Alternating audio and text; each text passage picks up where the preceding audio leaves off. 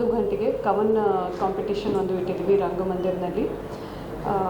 ಅದಾದ ನಂತರ ನಾಳಿದೆ ಅಂದರೆ 14ನೇ ತಾರೀಕಿಗೆ ವಾಕಥಾನ್ ಹರ್ ಘರ್ ತಿರಂಗ ಕುರಿತು ಪ್ರತಿಜ್ಞೆ ವಿಧಿ ಬೋಧನೆಯೊಂದಿಗೆ ತಿರಂಗ ಯಾತ್ರೆ ಬೆಳಗ್ಗೆ 7 ಗಂಟೆಗೆ ಬೀದರ್ ಕೋಟೆಯಿಂದ ನೆಹರು ಕ್ರೀಡಾಂಗಣವರೆಗೂ ವಾಕಥಾನ್ ಮಾಡ್ತೀವಿ. ಅದಾದ ನಂತರ 7:15 ಗಂಟೆಗೆ ತಿರಂಗ ಓಟ ರನ್ನಿಂಗ್ ಬಾರೀದ್ ಶಾಹಿ ಗಾರ್ಡನಿಂದ ನೆಹರು ಕ್ರೀಡಾಂಗಣವರೆಗೂ ಅದು ಆಗುತ್ತೆ. ಅದಾದ ನಂತರ ಸೇಮ್ 14ನೇ ತಾರೀಕಿಗೆ ಬೆಳಗ್ಗೆ 8 ಗಂಟೆಗೆ ಬೈಕ್ ರ್ಯಾಲಿ ಸಿದ್ದಾರೂಢ ಮಠದಿಂದ ನೆಹರು ಕ್ರೀಡಾಂಗಣವರೆಗೂ ಅದು ನಡೆಸ್ತೀವಿ. ಅದಾದ ನಂತರ ನಾವು 9 ಗಂಟೆಗೆ ನೆಹರು ಕ್ರೀಡಾಂಗಣದಲ್ಲಿ ಕ್ಯಾನ್ವಸ್ ಮೇಲೆ ಹರ್ ಘರ್ ತಿರಂಗ ಹಾಗೂ ಜೈ ಹಿಂದ್ ಬರೆಯುವುದು ಎಲ್ಲ ಭಾರತೀಯ ಭಾಷೆಯಲ್ಲಿ ಯಾವುದು ನಮ್ಮದು 22 ಶೆಡ್ಯೂಲ್ಡ್ ಲ್ಯಾಂಗ್ವೇಜಸ್ ಇದ್ದಾವೆ. ಸೊ ಯಾವುದೋ ಒಂದು ಭಾಷೆಯಲ್ಲಿ ಅದು ಬರೆಯೋದು. ಅದಾದ ನಂತರ ಅಲ್ಲಿ ನಾವು ಸೆಲ್ಫಿ ಪಾಯಿಂಟ್ಸ್ ಇಡ್ತೀವಿ ನೆಹರು ಕ್ರೀಡಾಂಗಣದಲ್ಲಿ. ಅಲ್ಲಿ ಕೂಡ ಜನ ಫೋಟೋ ಸೆಲ್ಫಿ ತೆಗೆದುಕೊಂಡು hargartiranga.com ಅಪ್ಲೋಡ್ ಮಾಡ್ತಾರೆ.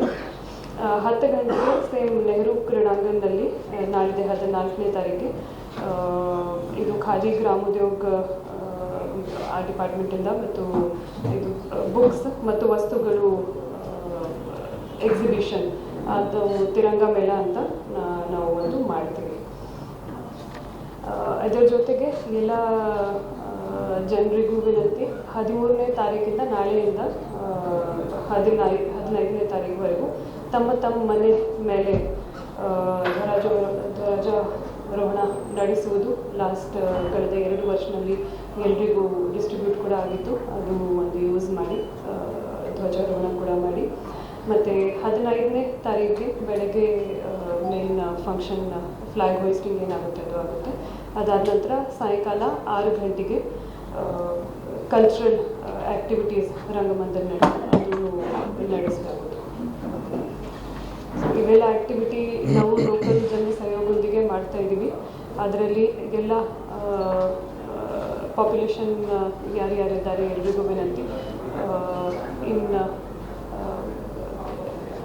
ನೀವೆಲ್ಲರೂ ಭಾಗವಹಿಸಬೇಕು. ಎಲ್ಲರೂ ಈ ಆ್ಯಕ್ಟಿವಿಟೀಸ್ನಲ್ಲೂ ಬಂದು ಈ ಕಾರ್ಯಕ್ರಮವನ್ನು ಸಕ್ಸಸ್ ಆಗಿ ಮಾಡೋದು ಅಂತ ವಿನಂತಿಸುತ್ತೇನೆ. ಧನ್ಯವಾದಗಳು.